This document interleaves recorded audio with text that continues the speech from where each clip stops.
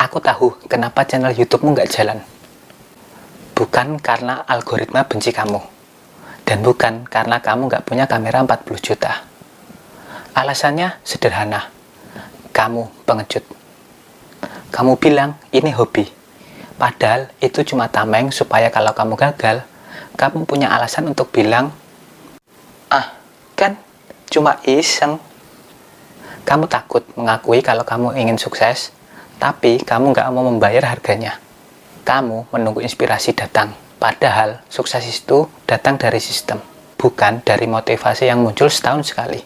Kalau kamu masih menganggap YouTube ini tempat buat main-main, mending matikan video ini sekarang.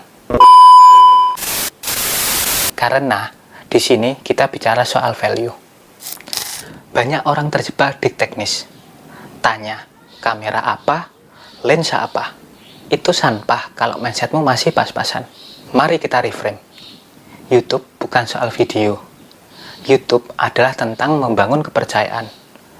Dan kepercayaan itu nggak dibangun lewat resolusi 4K. Kepercayaan itu dibangun lewat sistem dan konsistensi. Berhenti bertanya gimana cara dapat subscriber. Mulailah bertanya gimana cara aku jadi solusi buat satu orang yang spesifik. Ini bukan soal pamer diri. Ini soal berani jadi nol. Berani memulai tanpa ego. Berani terlihat payah demi sebuah misi yang lebih besar.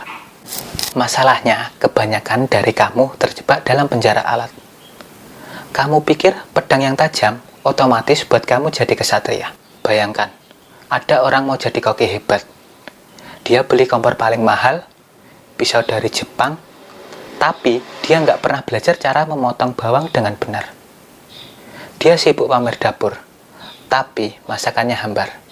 Itulah kamu, yang sibuk mikirin kamera, tapi audinya kresek-kresek. Penontonmu nggak peduli seberapa tajam pori-pori wajahmu, kalau mereka nggak bisa dengar apa yang kamu omongin. Audio adalah intimacy. Video tanpa audio yang jelas, itu kayak kamu teriak di bawah air. Nggak ada yang paham. Dan yang paling parah, kamu nggak punya sistem. Kamu syuting tanpa rencana, lalu bingung kenapa videomu berantakan. Tanpa sistem perencanaan, kamu bukan kreator. Kamu cuma orang yang kebetulan pegang kamera.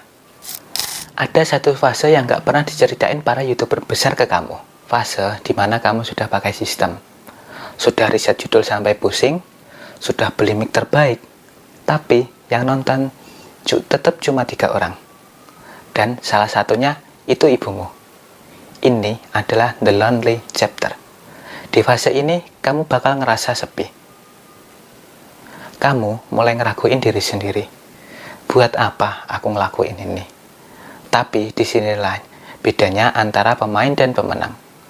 Pemenang nggak lihat jumlah view, mereka lihat data, mereka lihat CTR atau rasio klik tayang, dan AVD, rata-rata durasi tonton. Mereka belajar, kenapa orang nggak ngeklik, kenapa orang pergi di menit pertama. Di dalam kesunyian ini, kamu sedang melatih otot. Kamu sedang dibentuk untuk jadi kuat. Jangan menyerah karena sunyi. Justru di dalam sunyi, kamu bisa dengar kejujuran dari datamu sendiri. YouTube itu keras buat mereka yang lembek, tapi sangat loyal buat mereka yang punya sistem. Mulai sekarang, lakukan channelmu kayak bisnis, bukan hobi. Tentukan jadwalmu, bangun sistem risetmu. Dan yang paling penting, bicara pada satu orang, bukan semua orang. Aku ingin kamu refleksi sebentar. Tulis di kolom komentar. Apa satu hal yang selama ini cuma kamu jadikan alasan hobi? Padahal kamu tahu, kamu harusnya bisa lebih serius di situ. Mari kita jujur sama diri kita sendiri. Aku, Aldi Pratama, dan ingat, berani jadi nol adalah langkah pertama jadi satu. See you di next video. Salam kreatif, bye-bye.